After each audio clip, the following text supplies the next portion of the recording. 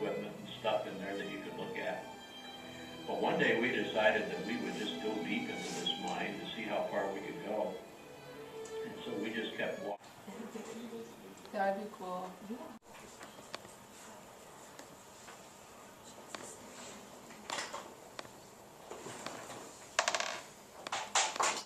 I'm Mary Sue Cicerelli. I'm a junior and I've taken regular tech classes, graphic design and advanced tech. Okay.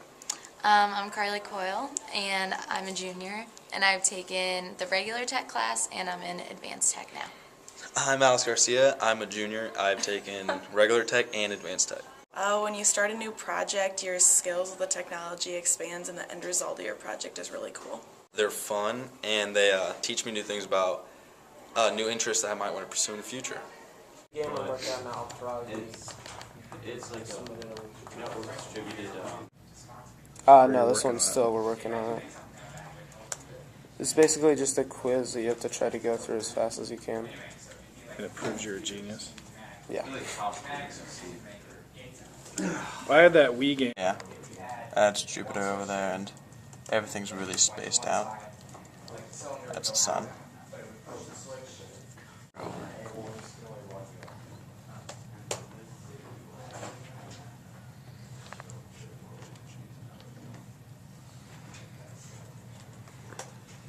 Well, I've been teaching Visual Basic and Java the last several years, and noticed that some of the boys were interested in learning other things and kind of spinning off. So what we're working on is kind of a little experiment. We want to have a new class next year called Programming Seminar.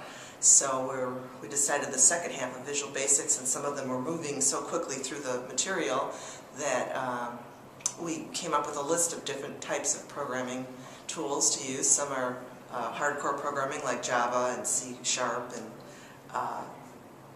maybe even advanced Visual Basic skills, and then others are interested more in more objective type programming for the Mac, for the Apple, for the iPhone. So we have something called Objective-C they found tutorials on, and some want to just develop websites, some are a little bit more into some of the art photoshopping kind of things, so they can use some of the Adobe skills to do those. But what I've done is... This company that I'm doing it through, it has a list of servers that they sent me, and I've accessed it by Just because it's not Visual Basic. installing Spire on my mom's iPhone 4. I just am reversing it in QuickTime, but it's kind of cool to watch. Reminds me of that one movie, not Predator, but HTML. so you guys are entering a contest. Yeah. What's the contest about? Blink contest.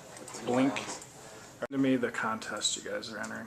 Alright, so the contest we're entering is called the Blink Contest. You can have two. We spent the first day deciding a topic and then cutting down what exactly we want to include.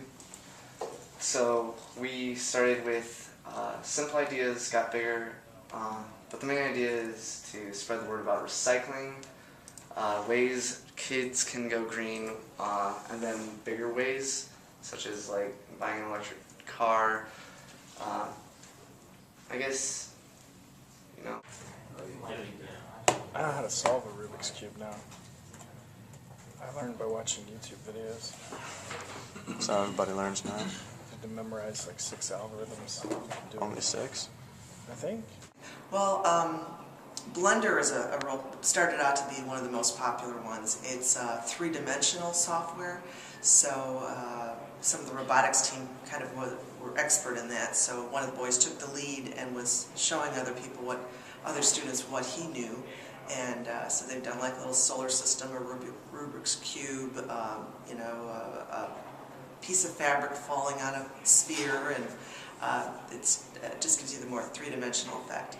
And then Objective-C now, students are starting to lean towards working on that, because there are so many apps out there, and they found out if you submit a good one, Apple will buy it for $99 for the year, as many as you create, and they give you 70 cents on every 99-cent sale it's made. Hello, I am a junior at PND Notre Dame High School, and I'm taking Visual Basic. All right. So how have you learned problem solving, critical thinking in this class?